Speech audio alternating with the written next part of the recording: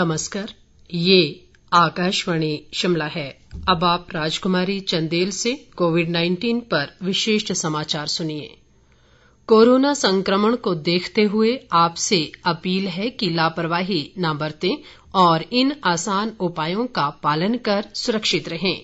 Mask लगाएं, 2 गज की सुरक्षित दूरी बनाए रखें, बार-बार हाथ धोएं और साफ सफाई रखें तथा टीका लगवाएं। लोगों को कोविड से संबंधित जानकारी देने और उनके मार्गदर्शन के लिए राष्ट्रीय हेल्पलाइन कार्यरत है।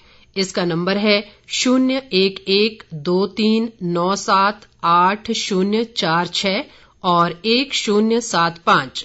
इसके अलावा हिमाचल प्रदेश में लोगों को कोविड संबंधी जानकारी देने और उनके मार्गदर्शन के लिए 104 हेल्पलाइन नंबर कार्यरत है।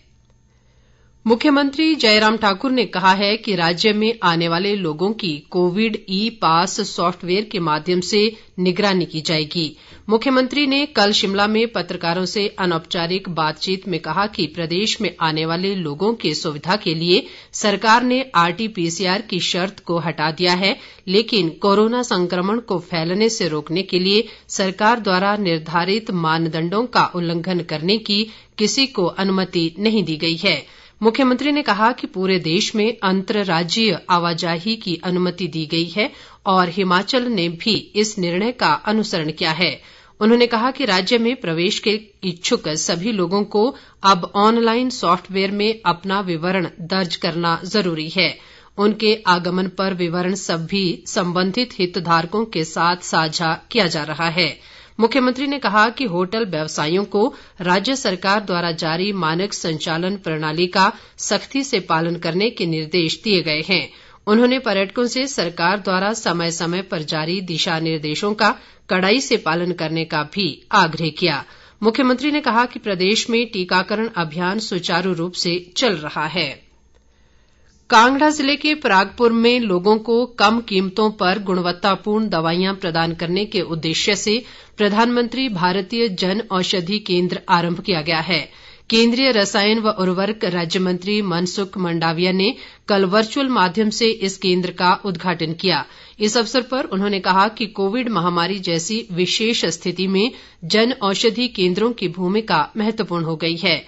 मंडाविया ने कहा कि देश भर में 7,836 जन औषधि केंद्र स्थापित किए गए हैं, जिनमें से 66 जन औषधि केंद्र हिमाचल में खोले गए हैं।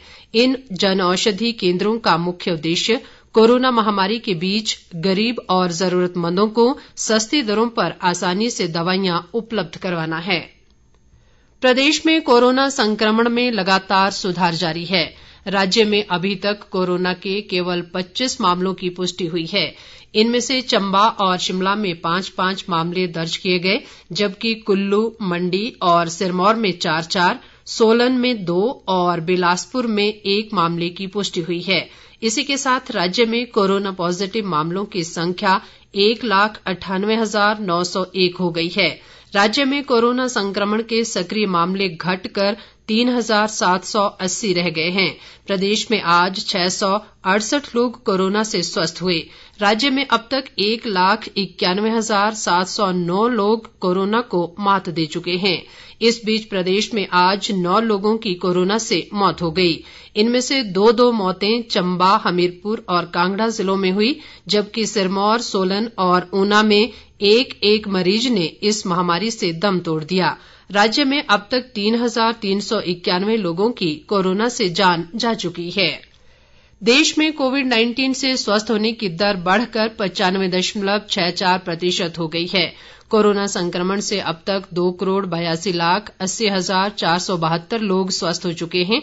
मौजूदा समय में देश में कोरोना के सक्रिय मरीजों की संख्या 9,13,378 है। देश में कोरोना संक्रमितों की कुल संख्या 2,95,70,881 तक पहुंच गई है। बीते 24 घंटों के दौरान 1,17,525 लोगों ने कोरोना को मात दी, जबकि इस दौरान 60,471 नए मामलों की पुष्टि हुई है। देश में अब तक कोरोना संक्रमण से 3,77,031 लोगों की मौत हो चुकी है। इसके साथ ही ये समाचार बुलेटिन समाप्त हुआ। नमस्कार।